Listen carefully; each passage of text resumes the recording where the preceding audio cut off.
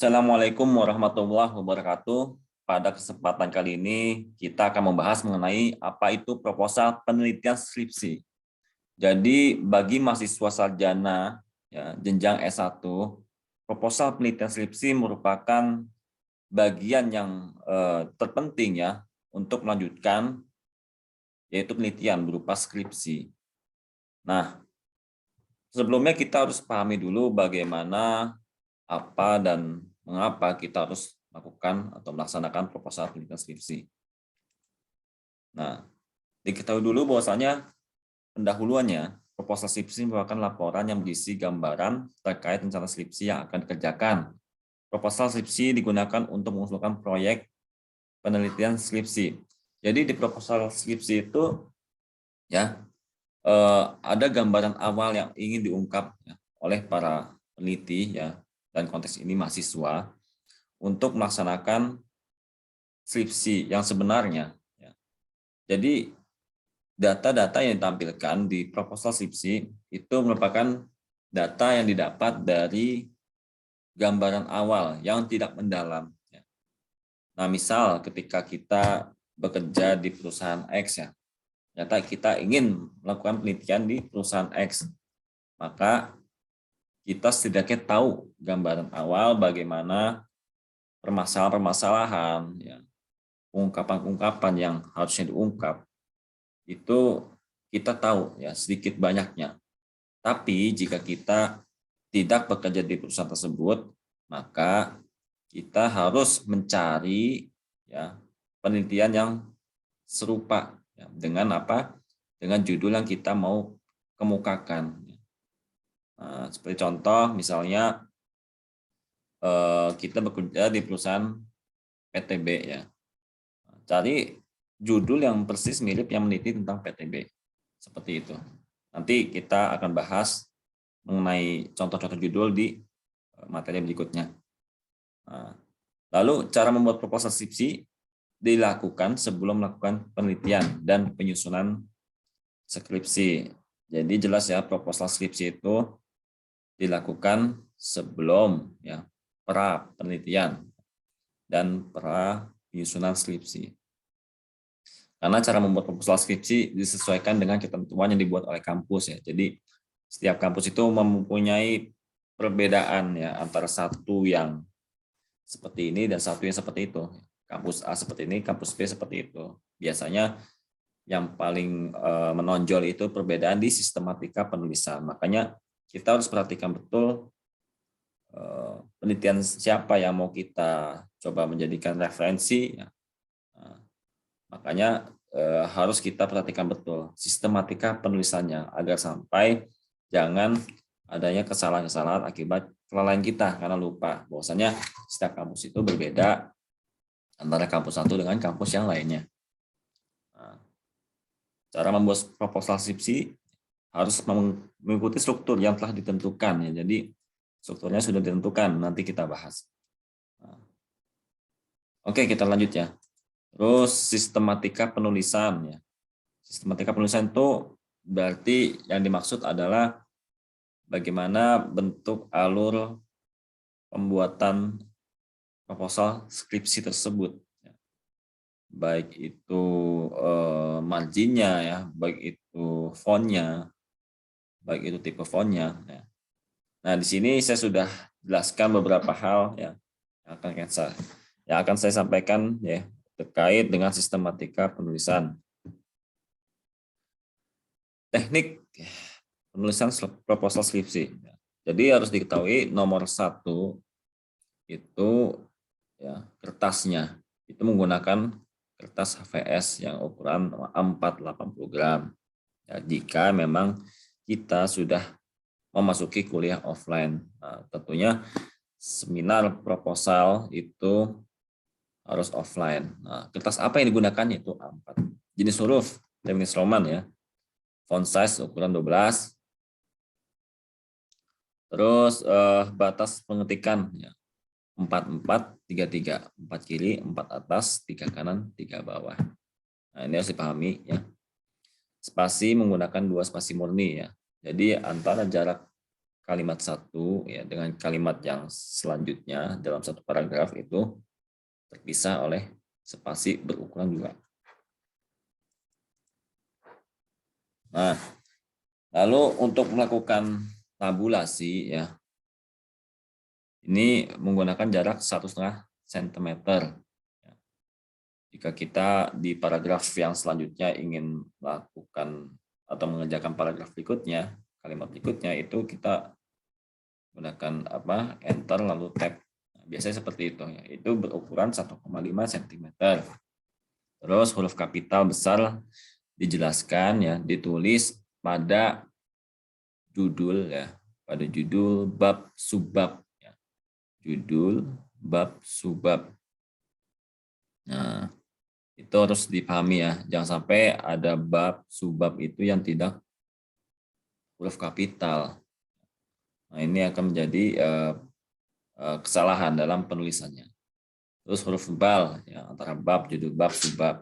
Huruf miring, bahasa daerah, bahasa asing ya, bahasa Inggris, bahasa India, bahasa Belanda itu harus huruf miring. Penomoran halaman ya, pada bagian awal proposal skripsi menggunakan huruf Romawi. Itu biasanya ditulis pada bagian cover ya. Bagian cover dari awal sampai daftar isi. Sampai daftar isi itu huruf Romawi. Oke. Lalu selanjutnya penomoran subbab ya.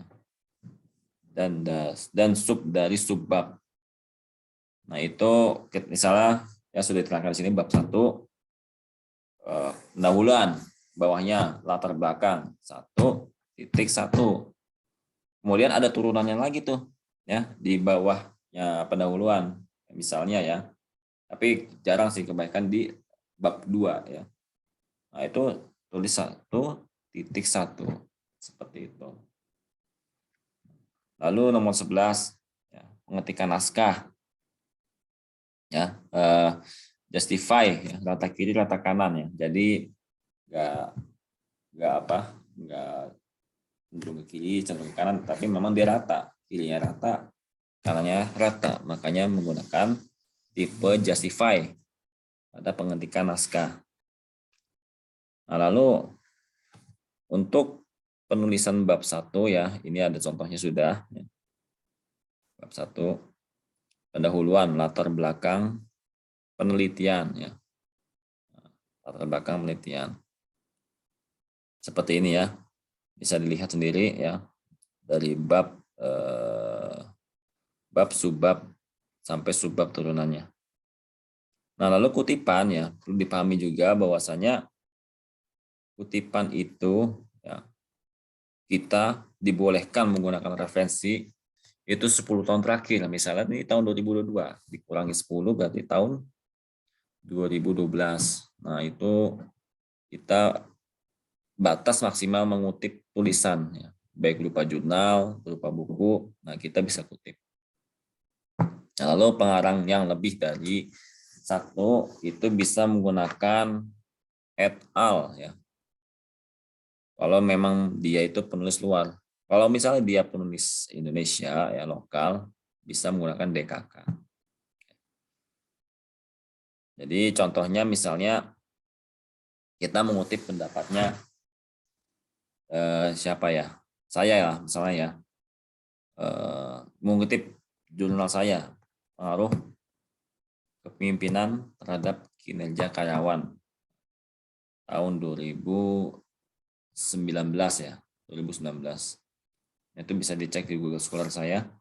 Nah, di situ dikutiplah ya jurnal saya dengan penulisan nama akhirnya Fadli. Tahun terbitnya 2019, nomor halaman jurnalnya berapa ya. Nah, dan menggunakan tanda kutipnya ya. Jadi nama belakang dalam kurung tahun ya, terbit dan nomor halaman seperti itu. Nah, jadi menurut Roni ya tahun 2018 tahunnya publishnya, terus 80 halamannya. Kalau di sini contoh menurut Kemanggor 2018 tahun publishnya, 80 nomor halamannya. Baik berupa buku ya maupun berupa jurnal. Bisa ditulis seperti ini. Nah, lalu jika dikutip ya pendapat berdasarkan pengembangan narasi ya, itu hanya tahunnya saja ya. Misalnya contoh ya, misalnya begini, karyawan mempunyai semangat ketika mendapatkan reward dari perusahaan. Oleh karena itu betul pendapat dari Hasibuan yang menyatakan bahwa reward itu menjadi semangat, reward itu menjadi pemicu bahwasanya karyawan itu bisa lebih produktif terhadap kinerjanya. Nah, seperti itu namanya kutipan penuh ya. Kutipan langsung ya. Nah, jadi ada dua kutipan ya, dua jenis ya, ada kutipan langsung dan ada kutipan penuh. Kalau kutipan langsung itu dia untuk memperkuat argumen paragraf yang kita buat dengan pendapat ahli. Ya, contohnya di sini Tumanggor. Sementara kalau kutipan penuh memang dia satu paragraf atau beberapa kalimat itu pernyataannya dia full, kita mengutip seperti itu. Nah, oke. Ingat ya, kalau mengutip itu nama belakang, kalau dia kutipan langsung ya, nama belakang tahun. Tapi kalau kutipan penuh, nama belakang dalam kurung tahun dan halaman. Seperti itu. Nah, ini mutlak ya. Jadi ketika mengutip pendapat ahli ya, itu harus seperti itu ya. Jangan sampai berbeda ataupun karena melihat referensi dari kampus lain sehingga berubah. Nah, itu jangan sampai seperti itu. Dan perlu diingat juga ketika mengutip ya, itu ditaruh tanda petik di awal dan di akhir. Ingat ya, ditaruh tanda petik di bagian awal dan di bagian akhir ya, seperti itu ya.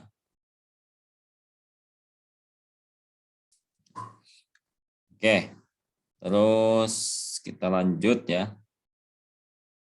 Nah, nanti ini saya rasa sih cukup baca saja nanti ya. Penyajian tabel ya dan seterusnya. Penyajian gambar juga.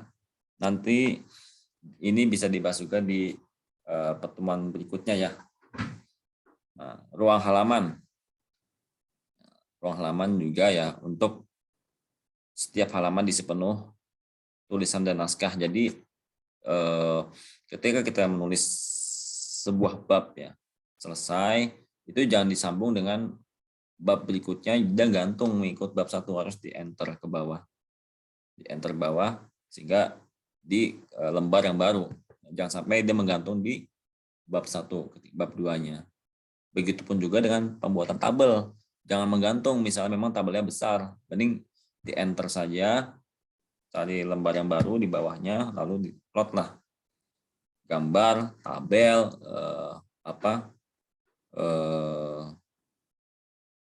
grafik dan seterusnya ya, bisa apa saja. Nah, ini angka satuan ya, bisa baca sendiri ya. Singkatan juga, singkatan itu boleh ya, bisa dibolehkan ya.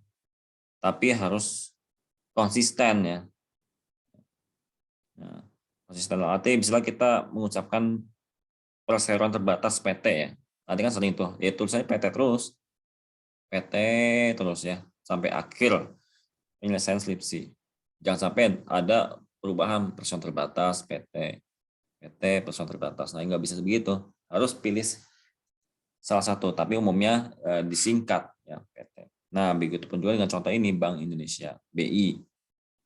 Tapi kalau yang sebetulnya itu di awal paragraf itu sudah dinyatakan yang dimaksud dengan BI itu Bank Indonesia. Nah, seterusnya mengucapkannya BI itu nggak masalah. Jadi ada keterangan Bank Indonesia yang disingkat dengan BI, bla bla bla seterusnya. Jadi kalau misalnya ada singkatan Human Resource Management yang disingkat HRM misalnya. Seterusnya bisa pakai singkatan HRM karena sudah diterangkan HRM disingkat menjadi Human Resource Management disingkat menjadi HRM. Nah, lalu penjelasan berikutnya masuk HRM semuanya tanpa harus menjelaskan berulang kali Human Resource Management. Begitu. Jadi terus HRM saja. HRD. Nah, terus HRD terus sampai selesai. Seperti itu. Ya, jarak antar subbab 1 kali enter ya. Penyusunan kalimat ya menggunakan bahasa baku, naskah disusun dengan menggunakan kata-kata yang jelas maknanya ya, jangan sampai ambigu. Nanti kita bahas di materi slide berikutnya ya. Nah, tulisan tidak boleh terpenggal, kata penghubung tidak ditempatkan pada awal kalimat. Terus bilangan angka atau tidak ditempatkan pada awal kalimat. Ya, jadi nggak boleh ya adanya bilangan, adanya angka itu ditempatkan di awal kalimat. Satu paragraf minimal terdiri dari 2 kalimat. Gitu. Nah, lalu masuk ke daftar pustaka ya, perlu diperhatikan juga. Fontnya Times New Roman 12. Tabulasi baris kedua adalah 1,5 cm. Halnya sama seperti pembuatan paragraf pada umumnya, tapi posisinya dia di bagian bawah. Kalimat yang kedua, bukan kalimat yang pertama. Itu. Jadi yang condong menjorok ke dalam itu kalimat keduanya. Nah, itulah perbedaannya. Nah, terus daftar pustaka merupakan buku, maka ditulis dengan susunan. Nama belakang, nama depan singkat, tahun, judul buku, kota penerbit. Nah, misalnya apa nih ya? Nama belakang saya Fadli. Terus Fadli R, tahunnya 2022. Judul buku misalnya Manajemen Sumber Daya Manusia. Kotanya Tangerang Selatan, penerbitnya Jaya Abadi, misal begitu. Nah, seperti itu menulisnya. Nah, di sini contoh-contohnya ada ya.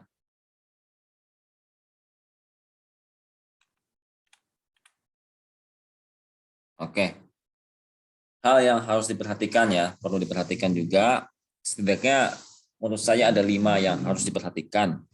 Yang pertama judul, yang kedua latar belakang masalah, yang ketiga metode penelitian, yang keempat tempat penelitian, yang kelima objek penelitian. Jadi untuk membuat proposal skripsi, setidaknya kalian melihat 5 itu ya, secara umum saja dulu nggak apa-apa. Secara umum. Nanti ketika melakukan pelaksanaan skripsi harus mendalam, harus mendetail. Nah, yang pertama judul. Ya, judul. Setidaknya yang kita harus tahu ya, judul itu mencerminkan metode apa yang dipakai dalam proposal penelitian yang nantinya akan menjadi skripsi ya, yang dari penelitian. Nah, itu setidaknya ada 2, metode kuantitatif dan kualitatif. Apa itu metode kuantitatif? Itu metode yang dimana mencari hubungan ya, mencari pengaruh antara variabel X, variabel Y, bahkan sampai variabel Z. Tapi umumnya untuk strata 1 ya, tingkat 1 variabel X dan variabel Y. Lalu apa yang maksud variabel X? Itu variabel dependent, yang dimana dia variabel yang mempengaruhi variabel independen. Lalu apa variabel independen? Itu variabel Y yang dipengaruhi oleh variabel dependent. Jadi contohnya seperti ini. Pengaruh disiplin kerja dan motivasi kerja terhadap kinerja karyawan. Nah, itu ada berapa variabel? Nah, di situ ada 3 variabel. Disiplin kerja ya, itu X1, motivasi kerja X2, kinerja Y. Jadi variabel dependennya 2, variabel independennya 1. Jadi ada 3 variabel. Nah, itu metode kuantitatif seperti itu. Nah, terus ada lagi metode kualitatif yang dimana penelitian ini ya yang dicerminkan kepada setidaknya itu dengan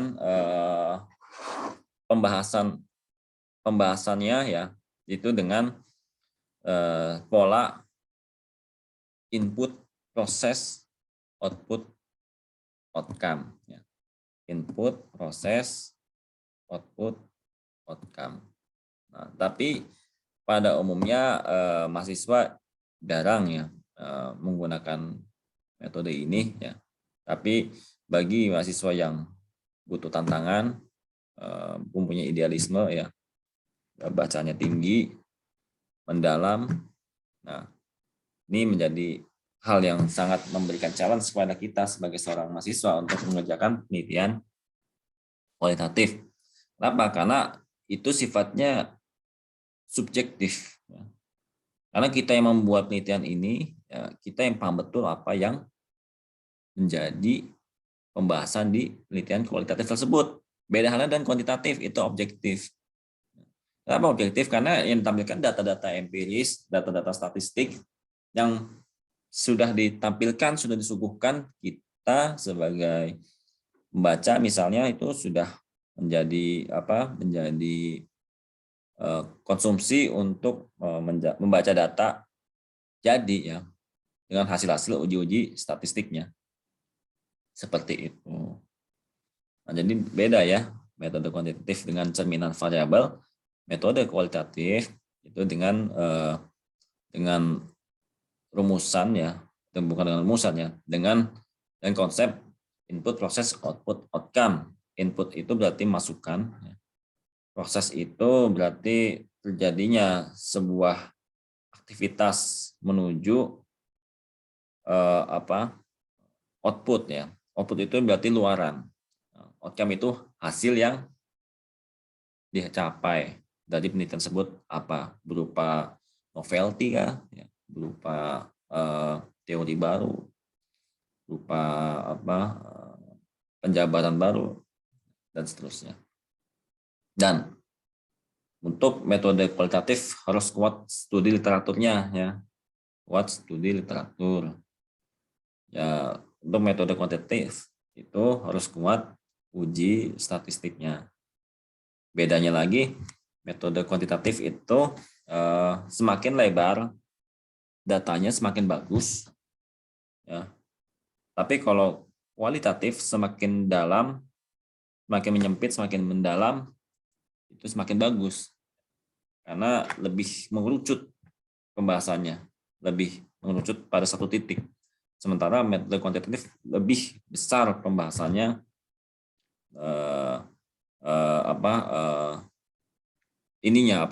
objek, bukan objeknya ya, apanya ya, ininya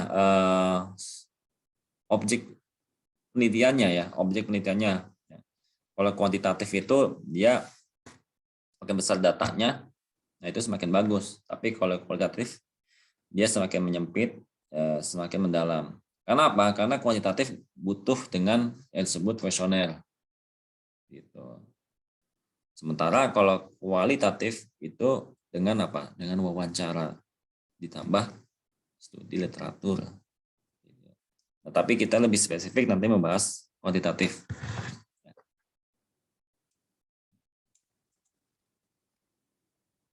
Nah, dalam membangun latar belakang masalah, setidaknya ada 4 hal yang harus diperhatikan. Yang pertama, jenis paragraf deduktif atau induktif. Yang kedua, cari permasalahan dengan observasi. Yang ketiga, variabel independen diungkap. Yang keempat, fenomena umum, teori permasalahan, teori kesimpulan. Jadi, untuk paragraf deduktif atau induktif ya, kita harus ketahui bahwasannya ya, bahwasanya kita harus melihat paragraf tersebut itu berdasarkan pada polanya ya, berdasarkan pada polanya gitu. Misalnya begini ya, perbedaan paragraf deduktif dan induktif ya. Nah, perbedaan paragraf deduktif dan induktif. Misalnya begini, kalau paragraf deduktif itu gagasan kalimat utamanya berada di awal paragraf. Sementara kalau induktif itu gagasan utama kalimatnya berada di akhir paragraf. Nah, ada di akhir paragraf. Nah, contoh misalnya begini ya, untuk perbedaan paragraf deduktif dan paragraf induktif. Nah, misalnya begini,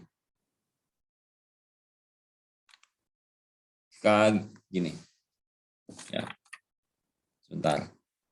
Nah, jadi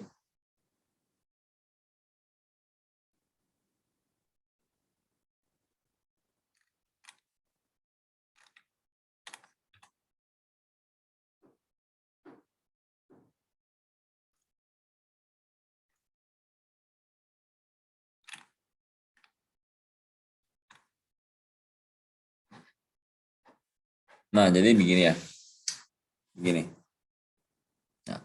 Nah, untuk paragraf induktif ya itu berada di akhir paragraf. Contohnya begini.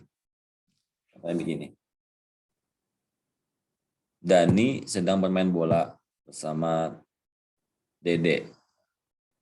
Dede kemudian jatuh diakibatkan setelahnya bermain bola karena adanya lubang yang nyangkut di kakinya.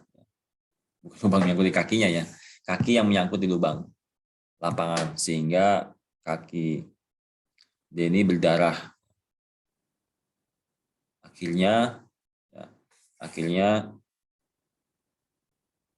Deni ya tidak bermain lagi untuk kedua kalinya karena dia trauma terhadap lubang yang ada di lapangan tersebut.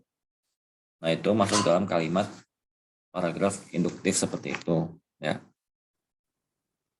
Lalu kalau paragraf deduktif itu di awal paragraf, misalnya terjadi kebakaran di Ciputat disebabkan karena korsleting listrik yang menjalar dari kabel yang kebakar ke satu rumah ke rumah yang lain, hingga didapatkanlah total rumah yang hangus sebanyak 500 rumah, misalnya gitu. Nah, itu kalimat deduktif ya, deduktif. Gagasan utama di awal paragraf. Terjadi kebakaran di Ciputat. Tapi yang tadi paragraf induktif kalimat utamanya di belakang.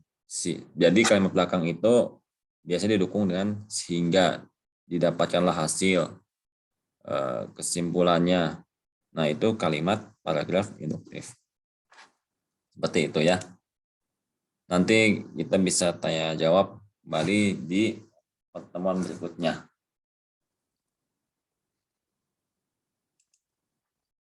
Terus yang kedua, cari permasalahan dengan observasi. Tapi khusus untuk proposal ya, itu observasinya yang sifatnya umum saja. Ya, kalau misalnya kalian bekerja di perusahaan tersebut, tentunya akan mudah mengungkap permasalahan-permasalahan ya dengan observasi. Tapi kalau memang kalian nggak bekerja di perusahaan tersebut yang dimana akan menjadi tempat penelitian, itu nggak harus dengan observasi ya, bisa menyadur dulu ya, atau melakukan hipotesis dulu. Ya, hipotesis itu kan dibangun karena adanya dugaan ya, karena kita kenal dengan teman yang kerja di perusahaan tersebut, ya kita tanya teman kita dulu nih, ya karena dia kerja di perusahaan tersebut, apa sih singkatnya, nah sehingga dia dapatkanlah permasalahan-permasalahan dari hasil observasi.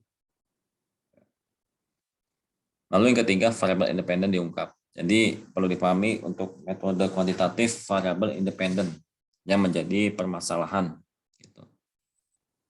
Menjadi permasalahan. Nah, lalu yang keempat, fenomena umum ya. Ya, ini membangun sebuah paragraf ya. Kita ceritakan fenomena umum terkait misalnya sumber daya manusia ya. Sumber daya manusia ya. Contohnya gini. Contoh ya.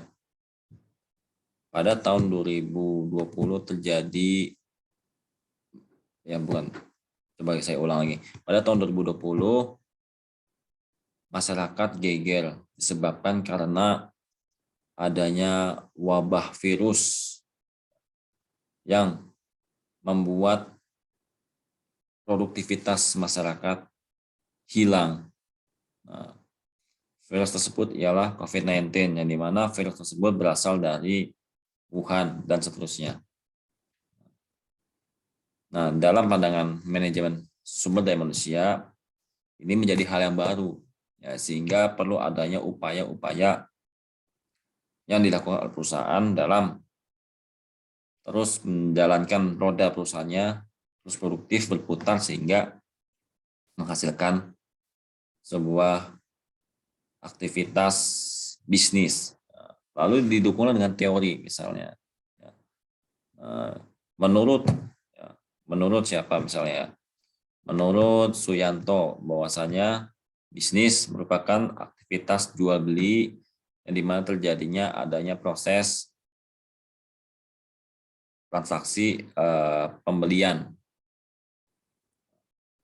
Lalu permasalahannya ungkap lagi. Nah, dalam kondisi pandemi, ya, bisnis semakin lesu disebabkan karena adanya PPKM. Nah, seterusnya. Lalu teori lagi. Ya, teori lagi. Nah, menurut pendapat dari misalnya yang di Sibuan bahwasanya menyatakan lusunya bisnis menurun diakibatkan karena reward dari perusahaan kurang, sehingga perlu adanya perubahan yang mendasar melihat fenomena yang ada di masyarakat, yaitu pandemi COVID-19. Nah, kesimpulannya tuh kamu jelasin.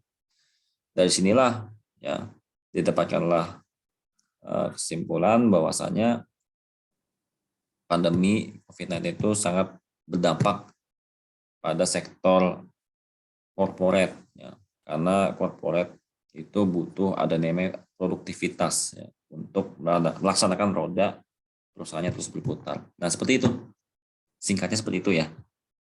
Namun kalau mengetik tentunya lebih bagus lagi, lebih kaya lagi terhadap kata-kata. Nah, itu nomor 4 seperti itu. Nah, metode penelitian tadi saya sudah singgung ya, kuantitatif, kualitatif. Nah, itu kalian membedakannya tadi saya sudah jelaskan.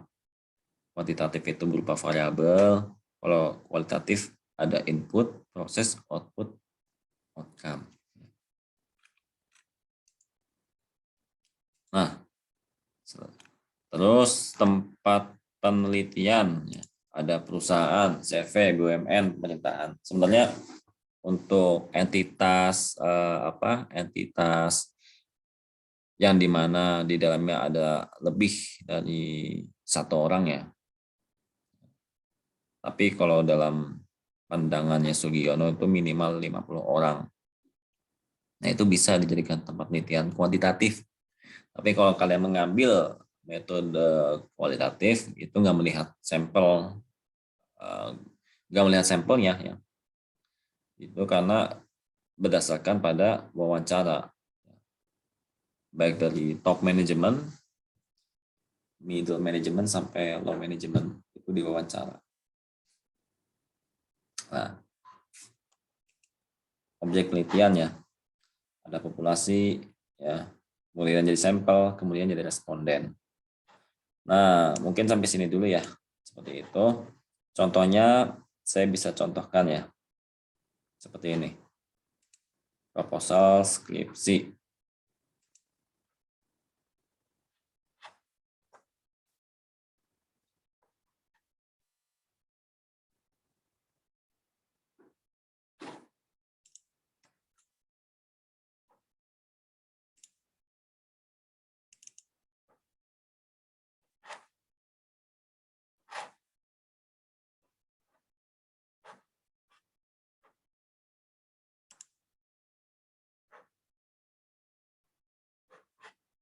Sebentar ya.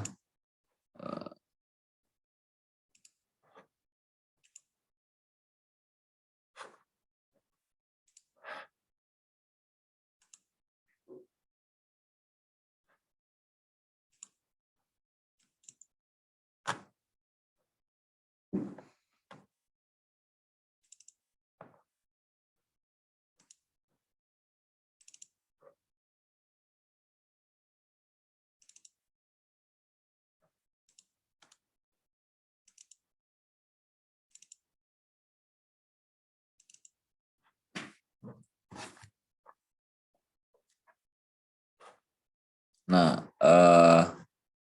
oke.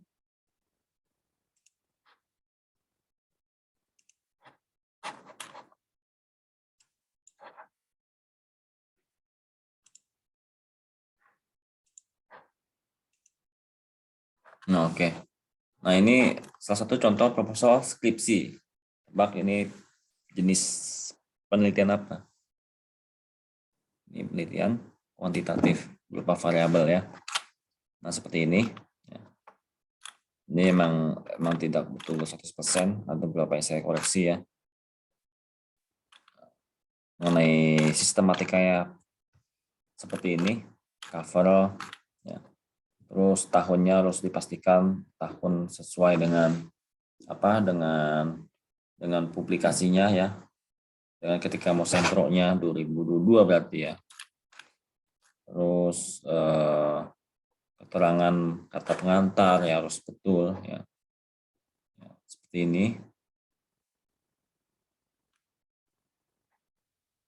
Nah, lalu ini ya daftar isi ya dari bab 1 sampai bab 3 ya perlu dilihat. Nah, nanti bisa juga lihat di pedoman penulisan tugas akhir. Oke. Ada bab 3 ya. Bab daftar tabel, gambar, bab 1. Nah, ini.